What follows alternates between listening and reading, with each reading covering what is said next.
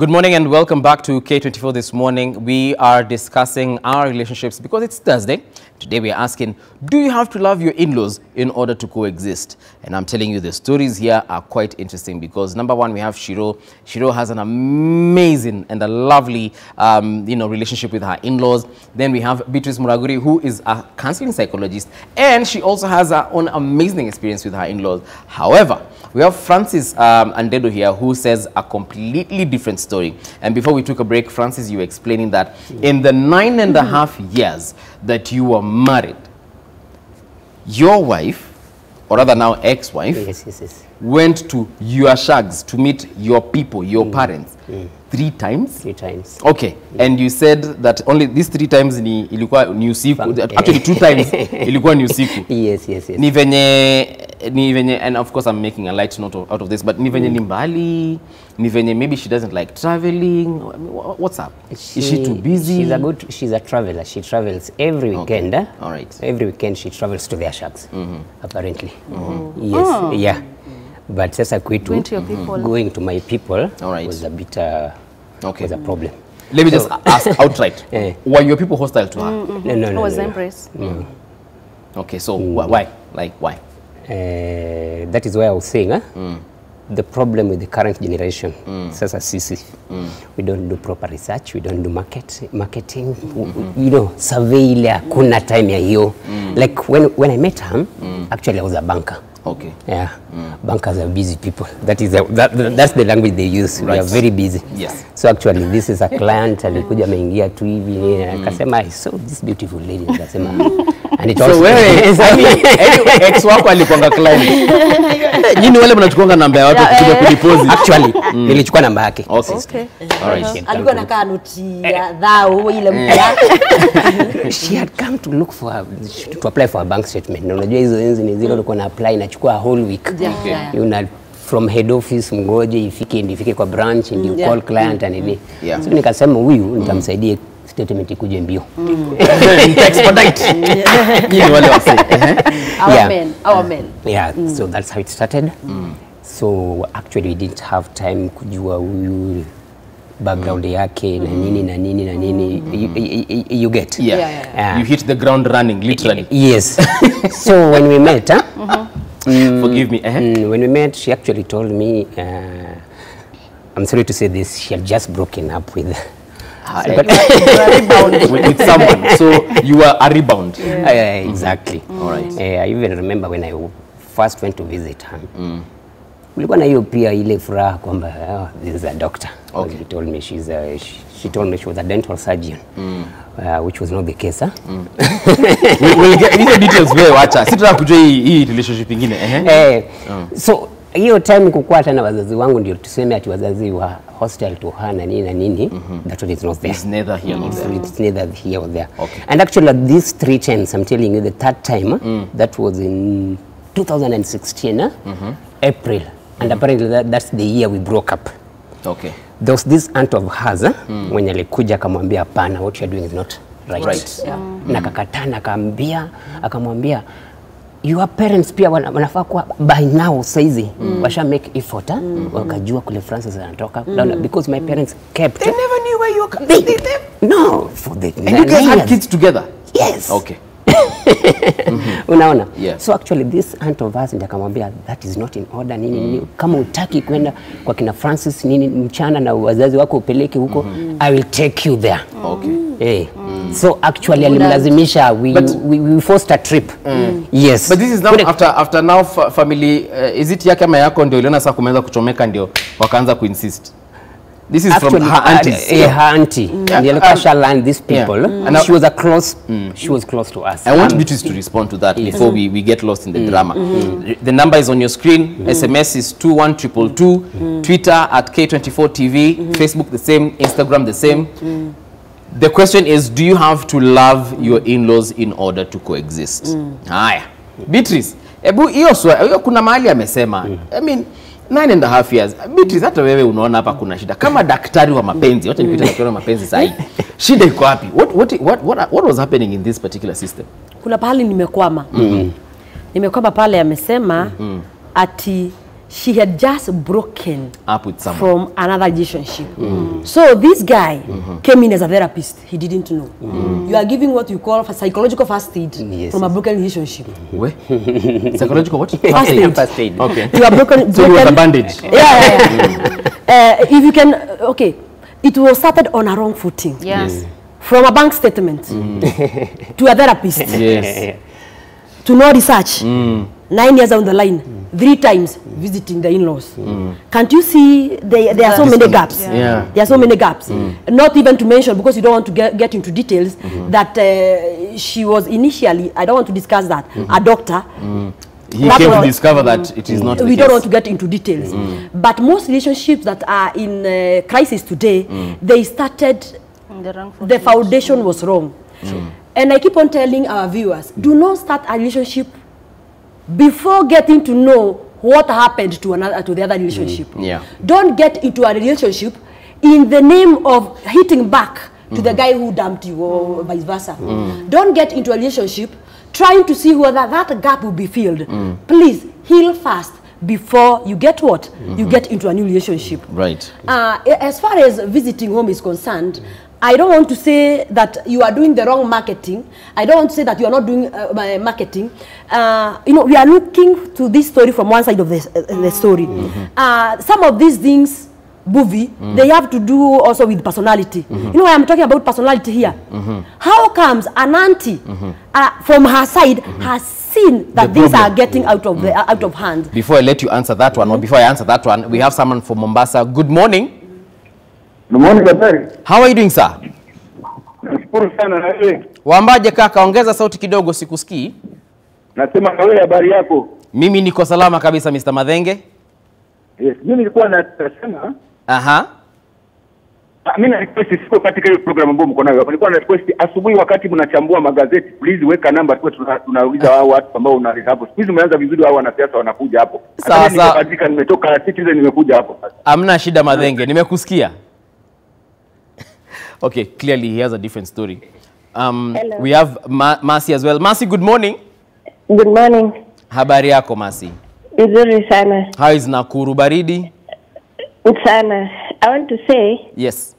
in-laws are the worst people I've ever lived with. But I think the mistake was on my side, because when we settled with my husband, Yeah. I went to live with them. Yes. Whereas my husband was working very far. So he Yes. used to come once in a month. So most of the time I used to stay with my mom-in-law.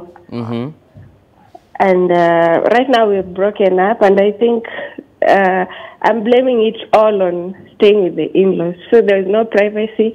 In case we had issues, then I used to report to the mother.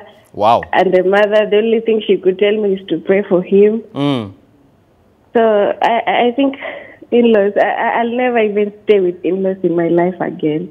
All right, Mercy, I'm so sorry for that, eh? Yeah. Mercy has admitted to, okay, first of all, let's talk about, to Joseph rather from Kiambu. Joseph, good morning. Good morning, sir. How are you doing? Ongeza sauti kidogo, sikusikii. Yeah, I wanted to contribute about the conversation about the Please do. relationship. Yeah, carry on. Yeah. Yeah, what happens? Yeah. The in-laws are the worst people. Wow, okay. Why? Ambao kwa sababu kwa mara nyingi unakutaga kama kwa mfano ukiwa kazini. Wanaweza hata kutumia. Unapata labda mke wako afurahi. Okay. Inakuwa ni inakuwa ni Okay. Yeah. All right, Joseph, asante sana. We have Charles as well on the line. Charles, good morning. Morning, Mbuvi. How are you doing, sir? I'm fine. I'd like to contribute to today's topic. Please do. Yes. One thing I've realized is that a lot of people like not to cling onto their parents, because that's the issue that is affecting us right now. Yes. People don't want to leave their parents; they want to stay clinging to them, and this is one thing people should know. Yeah. When you get married, yes, you decide to create your own kingdom. You decide to build your own kingdom. True. So those external forces should not determine how you're going to run your marriage. Okay. Because, for example, when you're being brought up, it's hard to see interference from your grandparents Right. Towards your parents when you're being brought up. Yes. It's because they knew they have to give you a chance, to give their kid a chance Yeah. to run their own family Yeah. without any external interference. But nowadays, our parents don't want to leave us alone when you get married. Okay. They tend to cling to a lot on us because there's that attachment that they have, but Yeah. they need to know that their time is up. Ah. They give you their time. Yeah. Now it's up to you to build your own. Okay. Thank you very much, Charles. Mercy, tuanze na Mercy kwanza. Mercy says that she discovered that at one point she was the problem. Then she went on to say that pia, you know, kuishi na the in-laws really ilichangia. Have you ever found yourself in a situation where your in-laws are too much in your face? And I'm not just talking about your mom-in-law or your dad-in-law, but in-laws, even cousins and aunties and brothers and sisters, they are there, I mean, you guys don't even have privacy. Luckily, I didn't settle for less. So my husband has been able to protect me. Yeah. Yeah. So he's been able to protect me when it comes to Instances. the external forces. Right. Yeah, the external forces. Okay. So like in our case, I've not had opportunities of hosting my in-laws in my home. So that even when maybe the cousins comes and visiting, they just come for some few days stay, then they leave. Okay. So that has enabled us to maintain that respect for each other. We respect our boundaries, so that even when my mom's-in-law comes visiting, she'll come for some few days and she leaves. It could be a challenge where by you living with them, it can be a challenge. I appreciate what Mercy says, and I feel maybe it played a part, because she says anytime she had a scuffle with the husband, they had to go back to the mom-in-law, and like she said, you cannot be able, the man will be torn in between. Right. Whose side do I take? Is it my mom's? Is it my wife's? So yeah, I mean, I would appreciate if it is possible for married couples to stay a bit away from their in-laws until they can stabilize at least. Oh yes. Hey, that issue of bringing you know, in-laws to live with you. What's your take on that? Let me start by saying, as a man, you don't marry your wife for your people. You marry her for you. For yourself. Yes. But depending on your level of wisdom, you try as much as possible to make sure that they blend with the family members. Right. The biggest mistake that has been there, and I know if people will be very open and this time was extended, you get to understand that initially people are normally very good. But take an example whereby I'm married and I'm taken to my mom. Yes. So when I open my door we are sharing the same kitchen. Come on, we are two women here. The only difference is that one went ahead of me. Yes. Yeah. I'm the visitor. Yes. And that's another thing that our ladies, you need to understand. That lady you found there, you need to accord her the respect that she deserves. Okay. Still knowing that life is an echo. Today, you mistreat your mother-in-law, but tomorrow you be the mother-in-law. True. Like now, for us, Shiru, we are potential mother, potential mother-in-law. So the way you are going to treat them, it also depends. I mean, it will come back to us. Right. And then before I forget, we would like to understand the kind of mother-in-laws that we have. And I'm going to start with the Shiru's mother-in-law. Sorry, she's the kind of category that is called calm mother-in-law. This is a mother-in-law who does what? Bringing people together and is molding a family, knowing that when I will not be there, these people will be perpetuating the lineage. There is also this other mother-in-law, the mother-in-law who is the DCI, the investigative. Right. And this is the person who, mother-in-law who shows up in your compound. Who shows up in your compound. And they are normally very sharp, by the way. Very sharp, and in terms of communication, their skills, you can never know that they are investigating. Right. So they will show up in your place, and we appreciate, by the way, the visitors, and we like it. Yes. They will show up in our place, and being they'll very be careful, like, they'll be like, now, let's say you are Mama who? I'll use you as an example. Mama Lemaya. Tusema jina ambayo sitashiriki. Mama Mudhoni. Mama Mudhoni. Mama Mudhoni atamuuliza Mama Mudhoni.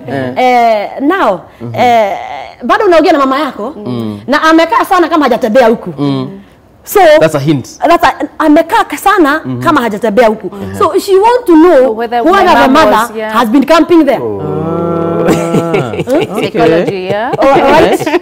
That is how where DCI cannot come. There is this competing mother-in-law. Yes. The competing mother-in-law feels that this is a competitor that my son has brought home. Okay. So this will be the language. You know, when I just married your father, a time like this, food was ready. Sayo.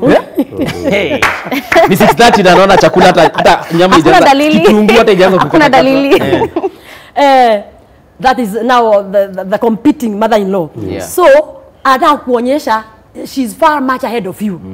There is also this mother-in-law who is, I know what is good for my son, mother-in-law. Okay. So, he will tell you, oh, okay, frankly speaking, yes, she has been with the son for all those years. His entire life. But now, you are interacting with the son when he's actually an adult. Right. So there's this part of adulthood that she does not know that she will know. You will know out of interaction with you, with the son. So she will be like, she will not tell you that you are not a good cook. When I was bringing up Kamau, Kamau you wanted mokimo. Mama Mudhoni unapika mokimo kwa hii nyumba? Okay. There is now the last one. They are like 12, but due to time, let me just. So who is this last one? The last one is the one who is there comparing mother-in-law. And this mother-in-law will compare you to the preferred candidate who was supposed to be there. Okay. But again, with a lot of wisdom. Yes. And she's not going to ask you questions as a wife. She will be interacting with the son. Labda mmemtembelea and she's like, hey, you are Jennifer. The one who used to go to youth na yeye. The praise and worship daughter girl, yule wa Kimbani. Do you know by now if you are married to her, today she's having a master's degree. And if vizuri sana msichana kusoma. Na competence sahi. Ya competence sahi. Na bado hajaolewa. Ni kama madha nakwambia tusimpigie simu kama she's still available. Ama every time that lady visits anakupigia simu. Hapana hata mwenye kwa ametembea hapa. Yule Jennifer mlikuwa na yeye youth. Yule praise and worship. Hajaolewa bado. I see elements in what you're saying in all my aunties. Kwanza kuna auntie moja anaitwa Auntie Mwende. Auntie Vindu. Auntie Mweni. We know all of you. But yeah, I get what you're trying to say. And I'll come back to you, Francis. In terms of, do you think that probably you did not put enough effort to merge your families, the in-laws, your people and your ex's people? Yes. Do you think that maybe on your side, pia ulilegea kidogo? Because yes, 9 years. No. 9 years. It's good to be frank. Okay. I failed. That is a field I failed in, and the repercussions were, the consequences were deep. Were deep. Exactly. All right. Number one, I would say, from onset. Right. Kuna ukweli fulani haikuwa iko kati yetu wawili. All right. So from both sides? Yes. Both sides. From both sides. All right. Actually, someone is calling from your home area. Evans from Kisumu, good morning. Good morning. Habari yako? Salama sana. What is your question or comment? My comment is, yes, sir. The way you, this is always a two-way traffic. Right. The way you interact with the in-laws, we are always spreading blame. The ladies are the ones who are putting blame. What about the men? Because you find that even men suffer the same. Because you can go to the home and there's a lot of comparing and doing all that. So it's always a two-way traffic. Yeah. So it's good when we understand the background of these two families and how we can help them coexist. All right. And then also the approach that we always give to these people. Because you can go to that place and you find umeingia na tabia ingine. So there must be some squabbles here and there. Okay, Evans. Thank you very much, Evans. We have Kagwema from Limuru. Kagwema, habari yako? Salama sana Bugi. Mimi niko salama sana bro. Niambie, what is your question or comment? Nakusalimia sana mkiwa pale na Beatrice Muraguri, msalimia sana waambie ni kasora kagwema. Amesalimika. Nataka kuchangia hiyo discussion mko naye. Changia. I'm saying that boundaries need to be put very well in marriages. I agree, yes. They should not be broad, whereby that in-laws can come and enter your marriage as if they are going to a shop or something. True. So boundaries need to be put very, very clearly. Yes. And secondly, then the man is the one to control the home, because the man is the one who is the father, the mother, and clings to his wife, not the wife who is. Yes. So the man has to be very, very pivotal in as far as structuring his marriage is concerned. Yes. And of course, the lady should know, the lady who is new to marriage should know that he cannot compete with the mother. The mother-in-law knows that there is no another woman in the world who can take care of her son other than herself, you know? Yes. So the lady has to know that. Okay, Kagwema, thank you. All right, thank you. We have Faith. Faith, good morning. Good morning, Buzi. How are you? I'm quite fine, my dear. How are you doing? I'm very well in the Lord. Hiyo ni sawa sawa. Buruburu, naona mmefurahi sana. What is your question or comment? Oh, first say hi to Beatrice Muraguri. She is my younger sister. Oh, amazing. And a great, great friend. Nice. I want to just comment and say that you're doing a very good job. Okay. Because this is some of the things that are bringing down families. Very true. I am already divorced, and I can tell that one has the relationship between my in-laws has contributed to this. Pole sana. How so? Yeah. How? Ama ni story ndefu sana. What happened? There was disagreements? Story ndefu, maybe Beatrice anaijua kidogo. But I want to say that it is so hurting when the relatives enter into your marriage. Yes. And they leave you divorced or separated. Thank you very much, Faith. I just wanted to say that you're taking a very good direction Asante. of educating us. God bless you. God bless you too. Francis, your brother from Kisumu, Evans, alisema a few things, and he was actually on your tangent that it is our responsibility as men to make sure that these things happen in terms of the communication between our families. And you've just admitted that you failed on your part, she failed on her part. A lot of lies were perpetuated during that period. Do you think that if you went back to those 9, 10, 15 years ago, you would have done something different? Yeah. Yeah. What would you have done different? Ungechukua namba yake kwa bank kwanza? Ama what would you have done different? Kwanza na vile umesema singechukua namba yake kwanza. That statement is filled with regret, eh? Okay. I'm telling you. And then ningefanya research yangu vizuri sana, survey, hata even if it meant employing somebody. Pale tu kwao huko tu, yes, kufanya uchunguzi nini. Because actually the second last caller, I think he was calling from Limuru or somewhere. Kagwema, yes. Kagwema. There's a point he has just said. We take charge. We take charge. Right. Mimi sikuchukua charge. And actually I will tell you, yes. I'm sorry to say this, I know it's hurting. Yes. I wasn't in charge. I wasn't taking charge of my house and my family. In fact, there's a time the current guy is staying with this woman now. She's now married to someone else. Okay. Third or fourth husband. There's a time this guy sent me a text. When I had just started suspecting, kuna vitu zinafanyika kwa nyumba yangu. Well, now you were still together. We were still together because things started getting messy from the year 2014 when I just discovered when we got this second boy, nikasema hapana. Unaget, okay, it's a long story. Yeah. So this guy, I don't know how we came to know that niye alikuwa namsuspect is the one interfering in my marriage. And actually the person who was giving this guy cover, mwenye alikuwa namprotect, it's my mother-in-law. Unapata? Yeah. Paka there's even a point my mother-in-law told me, kumbe hata ni vizuri watu waoane kutoka tribes. Unasikia? From the same. Yes. Okay. All right. I think I need to have a different discussion. Yes. Probably even next Thursday on what he's saying. But Beatrice, unfortunately, we have about 2 minutes before we wind up. What is your comment as far as our relationships are concerned before we take the poll question? Thank you. Kenya is a sovereign state. And we are respected by other countries in the world because of that sovereignty. Okay. And that element of being sovereign is normally amplified by the kind of leaders that we have and the kind of the leader that we have, the president and the deputy president. Right. Likewise, the family institution, it's a sovereign institution. True. And it has to have a flag bearer. The flag bearer is the husband. And there is no way the flag bearer can just be anapeperusha bendera peke yake. He has to be assisted by the wife. Yes. So what am I trying to say? I'm trying to say we need to be very independent. Okay. From the way we start our relationships.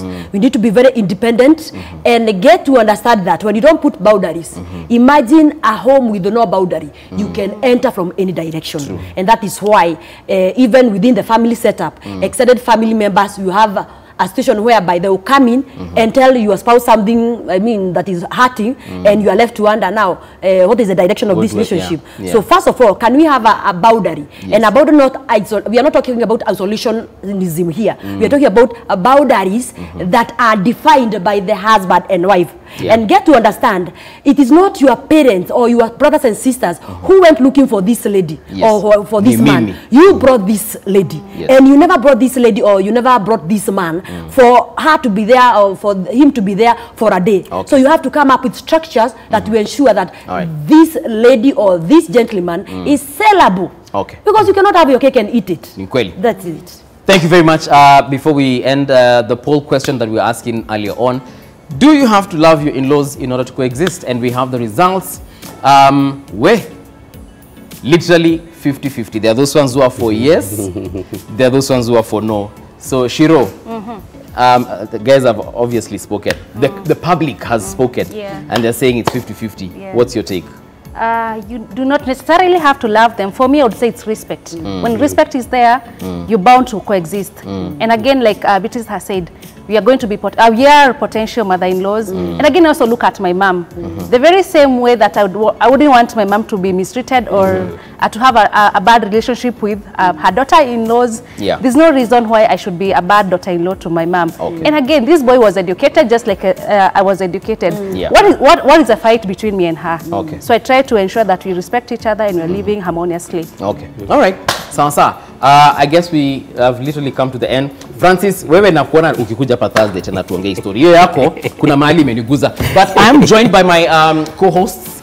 One, Jeff Mori. How are you doing, sir? Again. Inaangukanga tu kila wakati.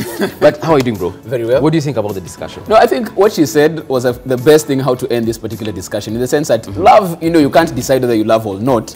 Respect is a choice. So even if I don't love you when I'm in your house because I'm married to your daughter or we meet in a particular gathering, that respect should be there.